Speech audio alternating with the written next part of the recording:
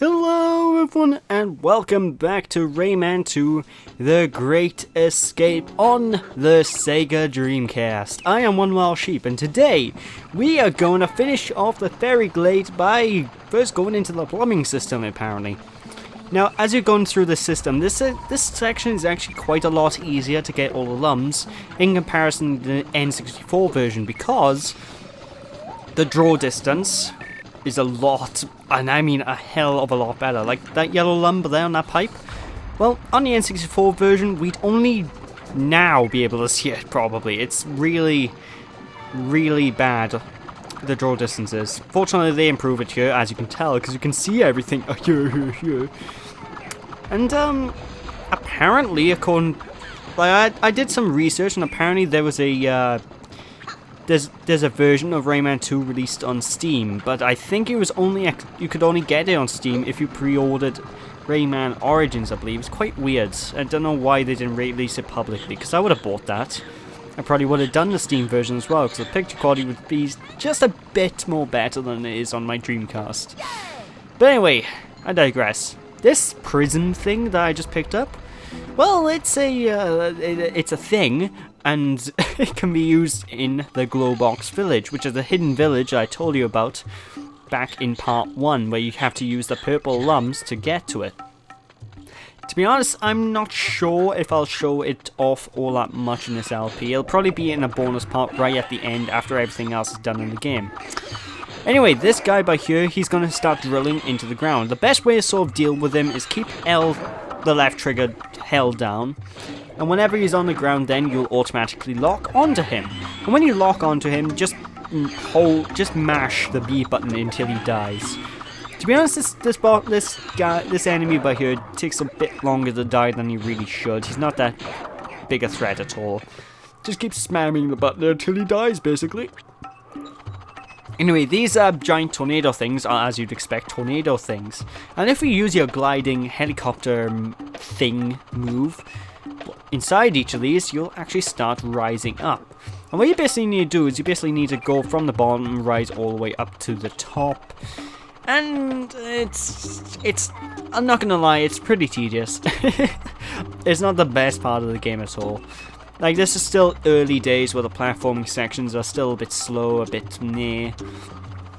But the real challenge with this is actually just finding the perfect way to go, because you have a lot of options, and only one of these tornadoes will be at just the right height for you to manage to go up, continue going up successfully. So you need to sort of flip back and forth between each of the tornadoes to try and get as high as you can. And when you reach the top of the area, that's basically the end of the stage. I'm not joking, that's literally the end of the level when we reach the top of the area. So yeah, we're almost done with the Fairy Glade. I could have probably attached all the rest of this onto the last part, but I didn't want the part to be too long. I like to keep parts around 15 minutes in length, unless it's a certain game to LP that I really want long parts in. But for the most part, it's not bad. The next level is actually quite short as well. It's like 3 times shorter than this stage. In fact, we'll actually do the next level in the same part, so hope you guys look forward to that. But yeah, like I said, just sort of move between all these tornadoes. I used to think this was such an impressive area graphically though when I was younger, just because all the wind has its own light source and the light is sort of reflecting off a Rayman. I used to think that was so amazing. I mean, obviously nowadays it's not that spectacular, but hey, back in the day I was easily impressed with games. This is because 3D graphics weren't all that good. And I think these tornadoes have their own light source in the N64 version as well, so it isn't just the Dreamcast version. Although the Dreamcast version does look much nicer, I'm not gonna lie. Anyway, we're moving across here because obviously we need to go a certain route to get up higher. That's why you need to just basically follow the same route I'm going if you want to get all the lums in this area, and you also want to climb as high as you can. And to get the lums below you, basically you need to let go of the helicopter hair and find the perfect time to re-initiate it so you don't fall straight through the tornado and die. Actually, I don't think you can die from fall damage, but you know, I like to be safe. I really do. But anyway, massive swing. Oh my god, Spider Rayman does whatever a Rayman can. Can he swing from an energy thing? I don't know.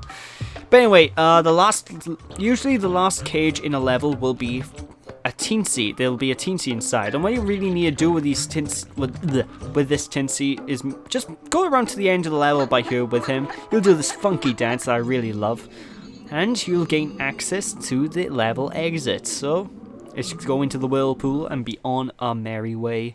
That's the fairy glade over and done with, folks.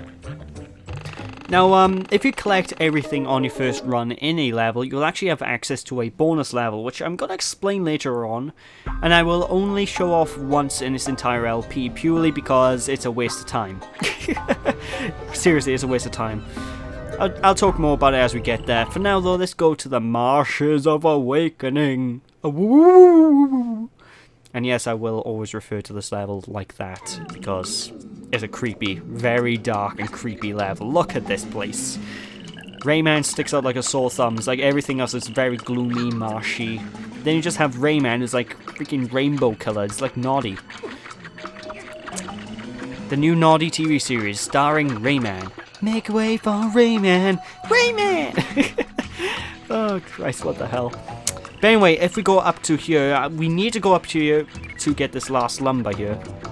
Because otherwise we want to enter the bonus level. This one lum you do need to collect if you want to get the bonus level on the stage. But I'm going up here purely because I want to show something off. You're not meant to go up here yet in the game. So basically run all the way up here and you see this guy back here, this creepy dude. He can read your mind. He's basically going to go, "Oi, you don't know the name of this place. Get out of here. Go on, shoo, shoo." Oh my god, he does actually say shoo. So basically, we come back here later on, and this is kind of like the only instance in this game where you need to go backtrack to a previous level, unless, you know, you need to actively backtrack to a previous level, like you do otherwise in another stage, but I digress. Anyways, the major enemies you're going to find in this level are zombified chickens, I think. Either chickens or ducks. The zombified animals of some sort, I know that, and basically, they die in one hit, don't worry too much about them. And they're only really a threat in this upcoming section about here, because we're going to go into a bit of a gimmicky segment, folks. Oh yes, well first things first, you see that giant cage? It looks a bit different from the others, doesn't it? Let's go and free whoever's inside, shall we? Meet Sam, ladies and gentlemen. Now, Sam is basically an old friend of Rayman, I think. I mean, they seem to know each other. But what you want to do is basically attack him with your energy pellet, and he'll act like a purple lum. So you grab him with the energy pellet, you'll start getting dragged across the entire marsh.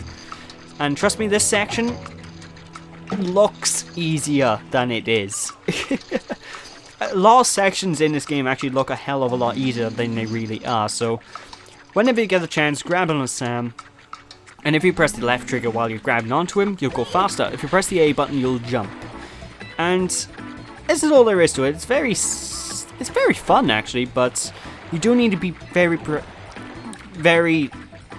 careful, because certain enemies will spawn and you can only take care of the enemies in a certain way. You need to go into the walls, collect certain lums. And by here, I'm doing this the complete wrong way. To avoid that zombified chicken, I love that name, zombified chicken, you'll need to jump to the left, then go to the right very quickly. I tried to do it the opposite way, which is why I died, and to be fair, I did a lot of editing in this part, folks. Now, whenever you kind of die and go into water, it doesn't count as a death. What happens is you go to the nearest checkpoint with a bit less health. Basically, you don't have lives in this game. You basically last until your health bar goes down, and then you'll get a game over. And it can be a bit frustrating, I'll admit. It's not too bad though. Anyway, there's the 10th cage that we opened, which means we get a massive increase to our life bar. I think it doubled actually, my god. And don't worry about going around this section. Basically, whenever you see a cage, you're going to want to ram your face into it, Sonic 4 style. And Sam will rotate around this big clump 3 times. So make sure you have everything collected by the time you reach the third pass. And there we go, this is first segment completed. Now we're going on to the second segment of the level, folks, which is a bit more challenging. And this is probably where you're going to see the very obvious edits, because otherwise you see me coming out of this place like 10 times. Because there are a lot of lums that are very tricky. You need to be very pixel perfect with your platform to get. And what you want to do with this section of lums by here is actually just right up there. And whenever you grab onto Sam, hold left, because otherwise there's a glitch that can happen where you'll just fly off of Sam and you'll die. Although, like you just saw as well, anything will kill you. If you touch a wall, you'll have to restart from the checkpoint.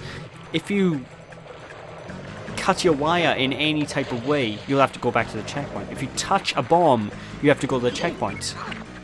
If you get hit by a piranha, checkpoint. I mean, it's just going to rinse and repeat this. So I basically edited out most of the deaths I have. And oh my god, the music is amazing. I really do love the soundtrack of this game. I think it's well done. Of course, I lost. Basically, what I'm doing by here is killing myself because that pirates. Well, on his fishing rod, there was a lum. I didn't know we could go fishing for these things, but apparently you can. Makes me question why I'm doing things the hard way. But anyway, just get all the things. As you see, my health bar has basically gone back to full. That's because I died while doing this section quite a bit. But hey, there's everything in this level got, believe it or not. Why the emotional goodbye? You don't know if I want to see you again. We just seen you once. We've been with each other for 10 minutes. I don't get the emotional. Nah, whatever. Just destroy the cage and free the teensy. And as you can see, 50 out of 50 lums and 5 out of 5 cages, which means we're gonna go to a bonus level. And the bonus level gives you pretty much no explanation on how to do it. So for the most part of this stage, you're gonna see me kind of fumble around. Because basically what you need to do is you need to mash the A and B buttons in a repeated pattern. So you go A, B, A, B, E, B, E, B, E, B, E, B, and just mash the two buttons as quick as physically possible.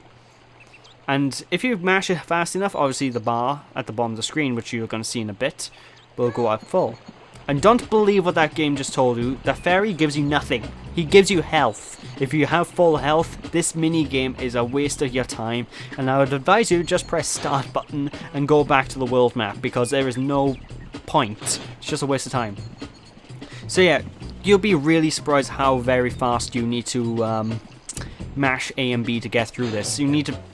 Basically, if you beat Canary Mary in BanjoTooie, that's about as fast, maybe not as bad as Canary Mary, but still, you do need to be very quick because it's quite a spectacularly difficult bonus stage. So of course, Rayman's health will show up going, hey, look what we gave you, but I have full health, so they gave me bugger all. Oh, could at least give me some sort of golden gloves or something like that, you know. Everyone knows Rayman could be cool, sporting some blingage. But anyway, just press the start button and click on the Isle of Doors to return to the world map. And that was that level pretty much, folks. And now, where are we going next? Well, I don't know, because we got a bit left of the recording apparently. So the next level we'll go into is the Bayou. The Bayou. And, oh, I know, we're going to the secret level. Basically, in this stage... Actually, no, we got a cutscene first. What am I on about? My brain is fried. I forgot about this cutscene. Also, this cutscene, be careful with your buttons. You can skip it. If you skip this cutscene, you will never see it again. And later on, unimportant cutscenes you can't skip. It's really weird. But basically, this is the main bad guy of the game we're about to meet. Captain Razorbeard. Arr! Who dares disturb me from me slumber? I can't... Best pirate voice ever. You bloody what? Arr! See? He's a pirate. But basically, this is basically him being scared. And the clipping that you've seen in his mouth, I think is only visible in the Dreamcast version. I don't know why there's clipping here. It's weird. But yeah, basically this is the plot going on. They're now gonna try and take us out in the next level, which I'll catch you all guys next time to show off. So thank you all for watching. I hope you guys enjoyed. Don't be sheepish, people, and I will catch you all next time when we tackle the bayou and a secret super sexy level. Thanks for watching. See you after. Bye!